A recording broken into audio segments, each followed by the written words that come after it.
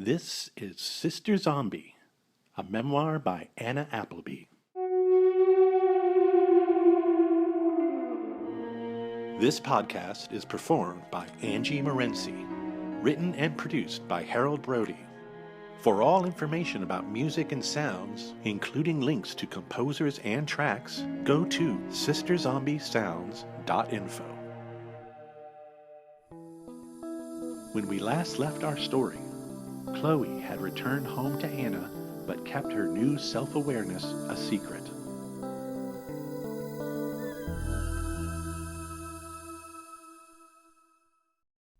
Chapter 33. She, Judas. The day had receded into night so peacefully that contentment bore itself to me in flickering visages nearly within my grasp. Chloe and I read for hours, then supped, then prepared for slumber. I tended to my mother for the last time that evening before retiring in earnest, kissing my Chloe's cheek as she lay in bed before I did. Chloe, for her part, maintained her sturdy mood of pleasantness, and though in prior times I would have found her behavior counterfeit and born from facetiousness, in this present reformed Chloe, she was sweet, a beaming icon of the potential of joy. She smiled at me as I withdrew from that kiss, and as Chloe closed her eyes with a light of bliss still upon her, she was a child in love with the world.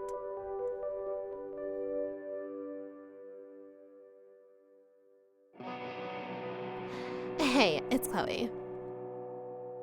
It was pretty fucking hard to keep that fake as shit plastic smile on my face that whole fucking day, but I did it 'cause I'm a fucking trooper. And I guess it was easier to do that than invite more bullshit questions from Anna. And anyway, my head was spinning like you wouldn't believe. I had no idea which way was up, down, or sideways. I'll try and explain. By then, I knew who I was. I was Chloe, and my bitch cunt sister was Anna, the same bitch cunt who fucking murdered me by kicking me off that cliff. But the frustrating thing was, no matter how much I hated her, she was not only my sister, but the one who brought me back to life with all that voodoo shit of hers. And so if she told me to do something, every cell in my body screamed at me, "Obey!" And so I had to do it. It was like I had no choice. Now you would think this would annoy the fuck out of me, but strangely it didn't. Every time I did what Anna asked, I felt some strange form of relief. The same kind of feeling you get like when your headache goes away.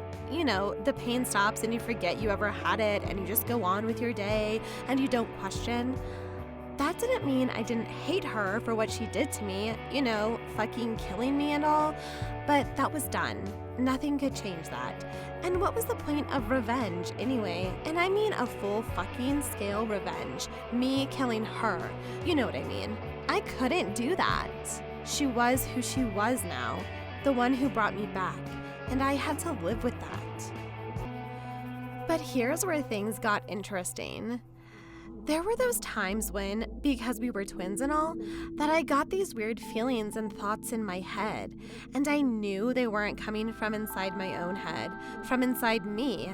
They were coming at me from the outside, like I could feel them coming from someplace other than in me. I guess you could say it was like getting caught in a sudden rain, except the rain was always there. You know, more or less, and you couldn't find a place to keep yourself from getting wet. Those feelings and thoughts were gonna get to me, for sure.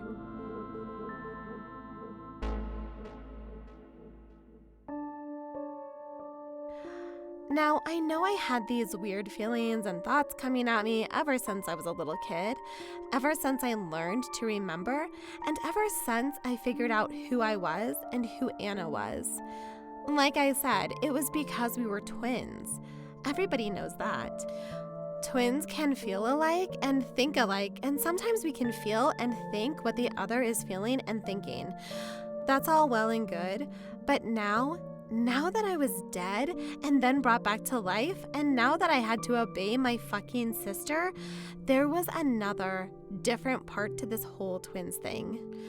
Those secret shared feelings and thoughts, the ones that came at me from her, from Anna, they came at me in just the same way as they would if Anna spoke to me directly.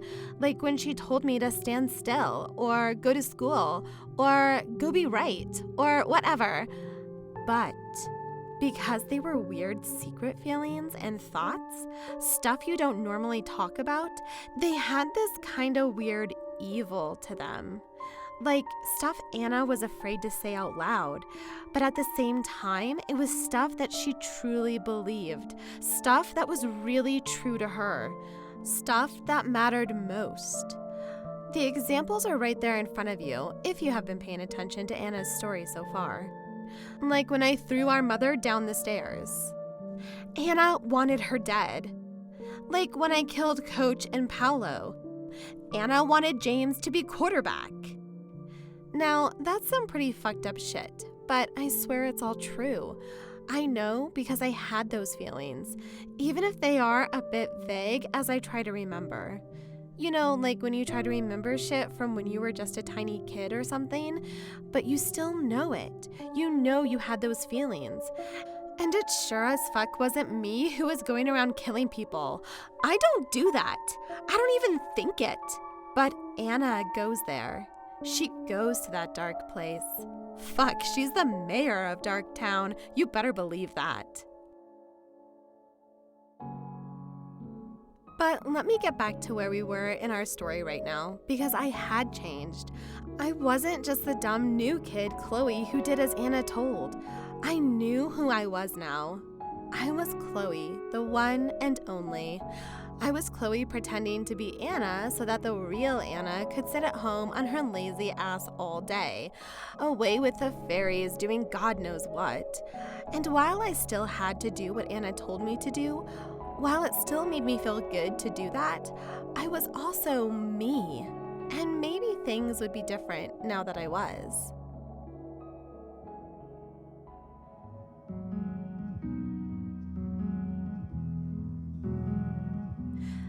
So, sure, I put on that stupid grin all day, but now, lying in bed, I could stop stretching my face, and it felt good to relax. My face muscles were actually tired after all day grinning. And besides, I was getting another one of those pesky secret Anna thoughts, something that had lingered for a while, or at least ever since we moved back to this dump in crappy small town Ohio. You'll see what I mean soon enough. For now, I knew I had to get up, get dressed, and get out of the house. There was work to do.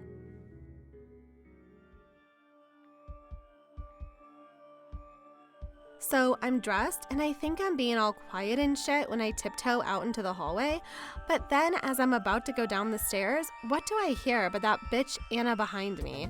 She's standing there in her stupid old lady nightgown, and she says to me, "Chloe, where are you going?" And in my mind, I'm like, where the fuck do you think I'm going, bitch? You're the one having these sick fuck thoughts. I'm just the one who has to do your dirty work for you, cunt. But since it wouldn't be cool to say that, I say, like a fool, I don't know. Now, I'm not sure if Anna buys that because she has specifically ordered me more than once to not leave the house at night. You know, ever since that night I wasted Coach and Paolo.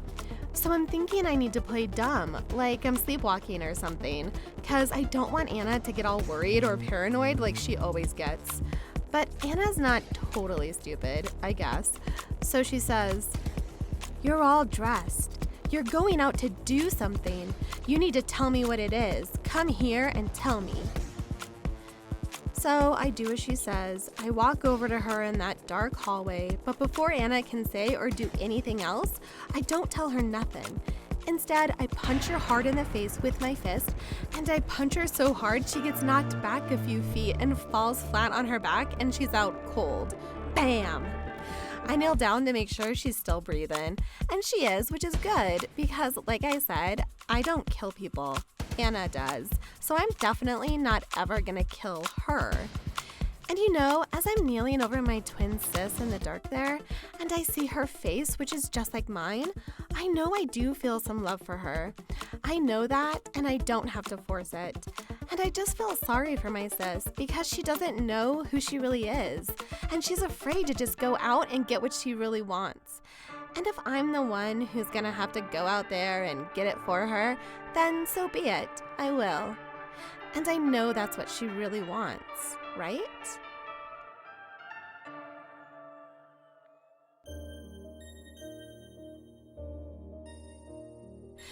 Okay, let me answer something that I know all of you, especially you geeks out there, want to know. You know who you are.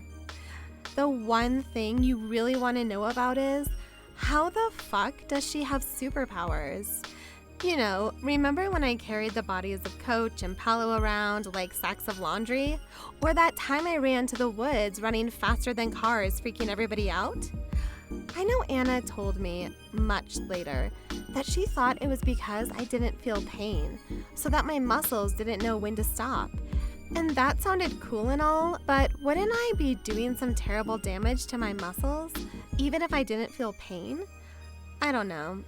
I mean, look, I'm never gonna know the answer to this question, but the best thing I can say is, I think that all of us have some strength inside that we don't use, that can come out when we're really in trouble or we need it.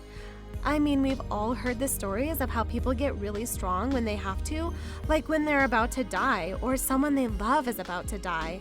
They lift the car off the mushed person, that kind of shit. It's adrenaline, right?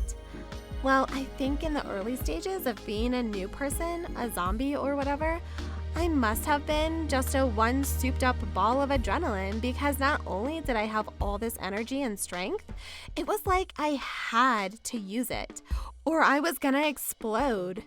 Maybe I was reacting to being dead. I mean, my body was, or I don't know. Maybe my body was just fucking pissed off before I even could be. What I can tell you is this. Now that I'm in my current state, talking to you now with Anna by my side, and we're all normal, well, sort of, and everything's gone back to normal, I can tell you that I don't have any super strength anymore. That as I gradually came back to being just regular old Chloe, and I didn't have to take orders from Anna anymore, my body went back to being as strong and as weak as it always was. I guess it was fun while it lasted.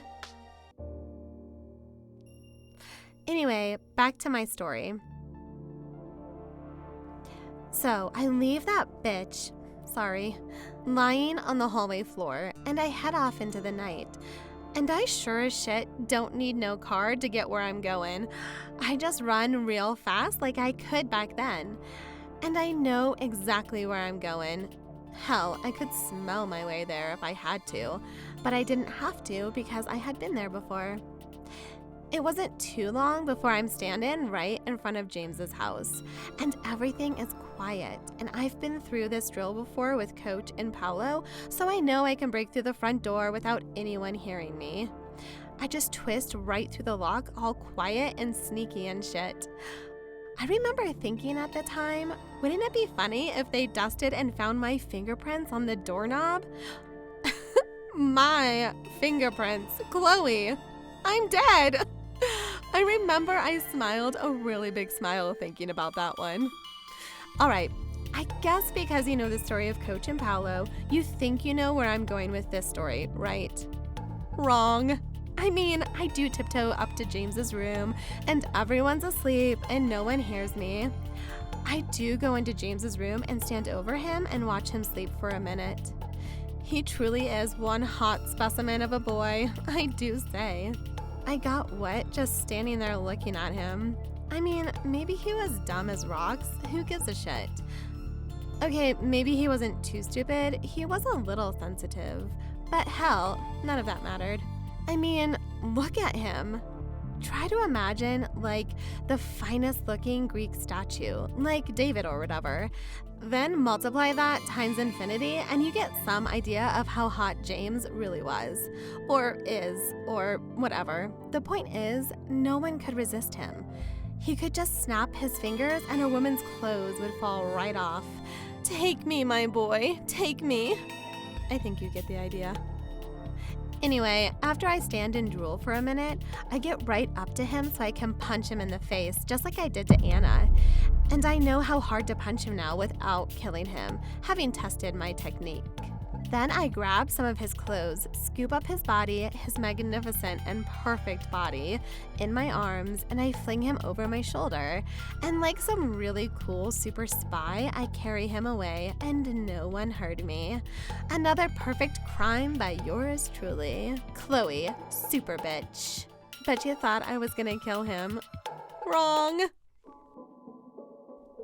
So yeah, I carried James through that dark night back to my humble abode, back to where I bet Anna was still face down in the hallway. She was.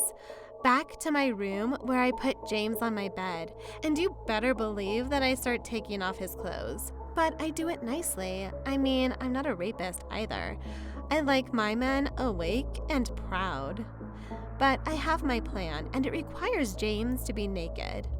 Super fucking deliciously naked.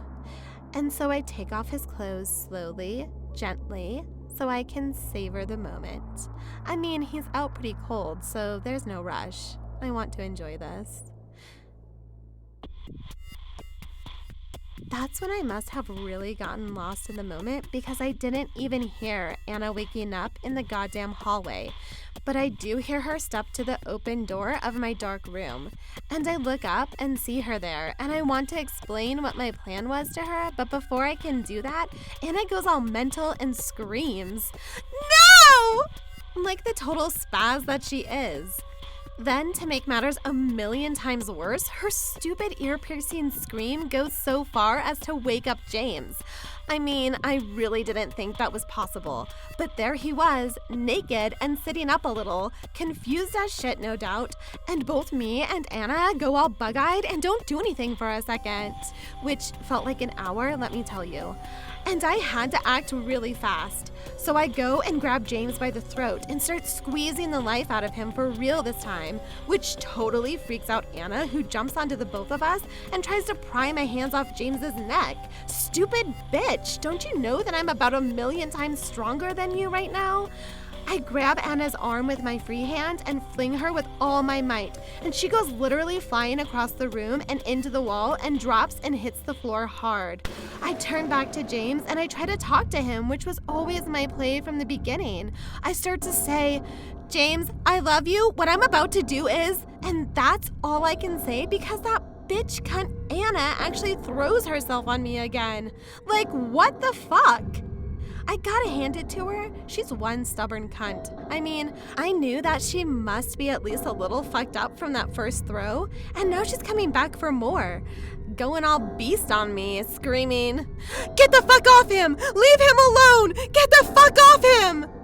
Okay, so now I got my hands on both of their throats, though it takes me a few seconds because Anna's gone full spaz and is kicking and clawing me like you wouldn't believe.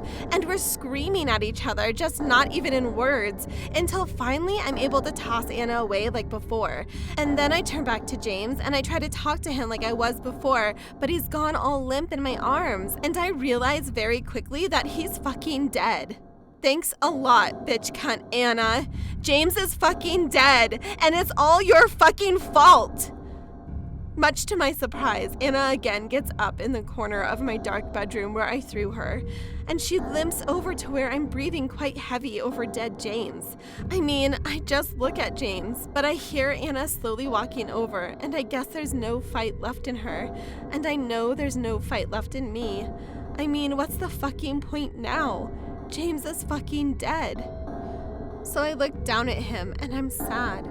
And I guess I have a twins moment because I can feel Anna's sadness fill the room as well. Some time passes and it's like all our breathing is going to turn into sobs. That's how sad we both were. Finally, I felt I had to speak, partly because it felt like Anna never would. I wanted to talk to him while he died.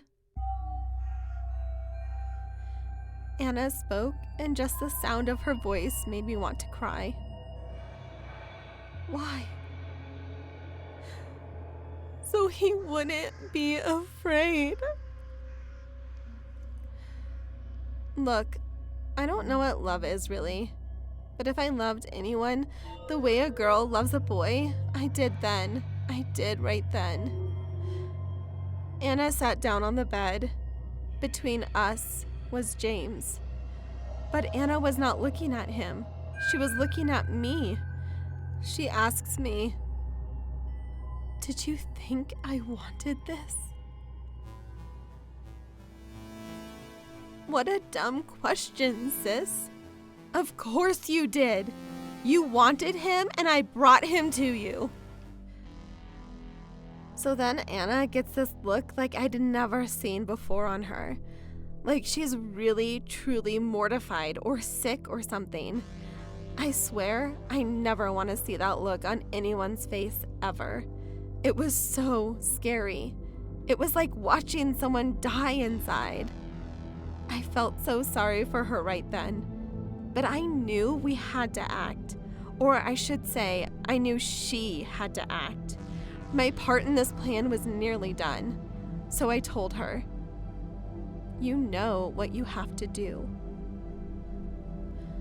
Anna shook her head, which I thought was pretty weird. Why wouldn't she jump at the chance to bring James back to life as her love slave? That's what she wanted, right? But she told me, "No, he's seen us both together, just like Mom did, and look what happened to her." I have to admit, I hadn't thought much about that part of it, but we had no choice, right? I told her, "You have to do it. We can't just leave him dead." Anna got that sick look again. I think because she knew I was right. I let this sink in a moment for her before telling her the rest of my plan. "Look, you're right. We have to just try and convince him that there's just one of us, okay? He needs to believe that Anna is here for him and that Chloe's gone, just like before. I mean, he believes Chloe's dead, right? He thinks I'm Anna, right?" Anna must have made some progress because she softly told me, "Right." Then I thought to myself, now here's where things might get a little tricky for Anna.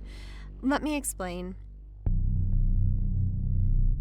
I realized that Anna was right, that James might come back to life all crazy and shit, like Mom, but Anna was going to bring him back, no matter what.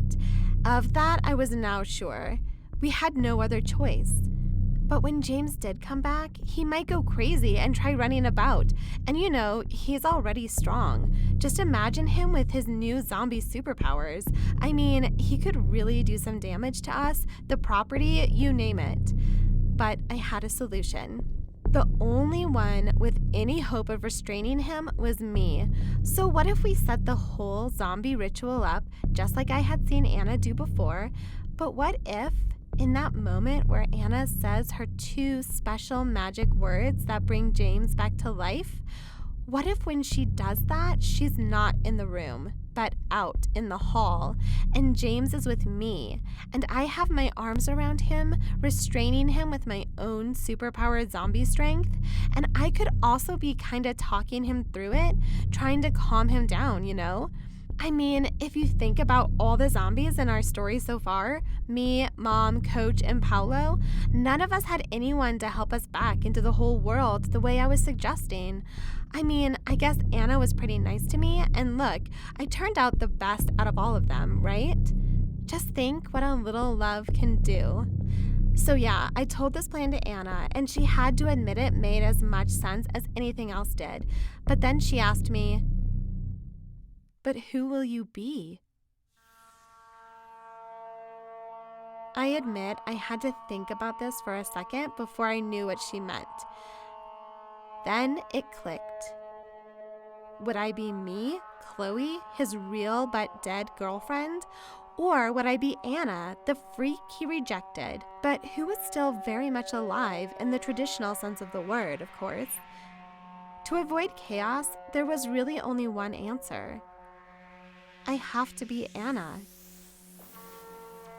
But you're not. I am to him. Then Anna's sad face came back.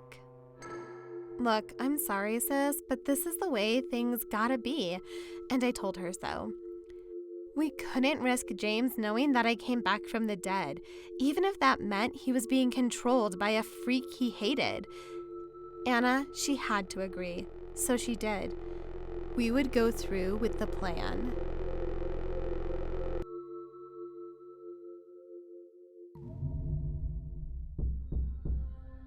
I know we don't need to tell you how the ritual goes. Sure, we got to rub down James's naked body, and I let Anna do most of the rubbing.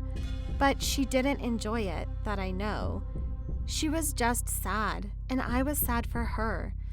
Even though James was beautiful, naked, and dead, neither of us could really enjoy what we were doing. Anna started saying her magic words, but backed slowly out of the room. We could still hear her fine. I got right behind James, and we were both sitting on the floor with my back propped up against the bed. I put my arms around him real tight. I wasn't afraid to squeeze him hard. I mean, he wasn't alive, at least not yet. I rested my chin on his oily shoulder so I could whisper directly into his ear.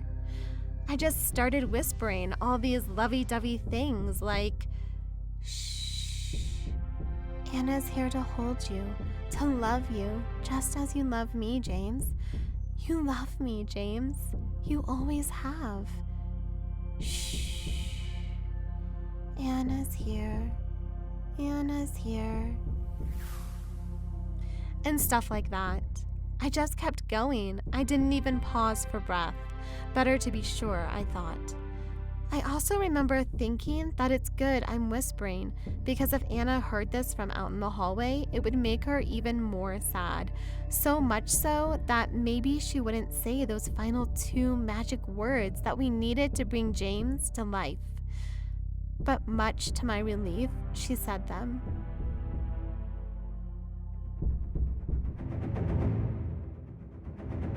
Boy, did she ever! James snapped to attention, and every muscle in his body flexed, and flexed hard. I had to use all my strength to restrain him, and for a moment, I thought that I would lose control, that James would get away and run out into the hall and see Anna there, and then we would all be fucked. He might go nuts and kill us both. So I did what I had to do. I kept talking into his ear, except I raised my voice. I had to. I had to talk really forcefully to James so he would stop squirming and settle the fuck down. So I told him, "It's okay. I'm here. Anna's here. And everything will be all right. It's okay. Anna loves you, and you love Anna. And you always have. You always have. You love Anna. You love Anna. You love me." Okay, so I had to take a chance there that James would listen to me, that I might be his master, or that he might just think I was, or whatever. Look, I don't know anything about this zombie shit. Anna's like the high priestess or something. But that boy was not gonna calm down, and it wasn't until I kept repeating over and over that he loves me, Anna, did he finally start to relax a little, to the point where I could relax my grip on him, and he turned to me but didn't say anything. Then just kinda went limp in my arms like he was a big baby or something. It was all so fucking weird. But there he was, naked and nuzzling me like he was just gonna fall asleep on me right then and there. I told him to get into bed and that I would lie with him, which is what I did. No sex happened, I swear. He just fell asleep. I did too, after a while, but I always kept my arms around him to be safe, and I was ready to wake up in an instant if I had to. It wasn't until a long time later, after all this shit had blown over, when Anna told me she was just sitting outside the door to my room the whole time, and that she had heard everything I had told James, even the whispers, and it made her silently cry herself to sleep right there in the hall.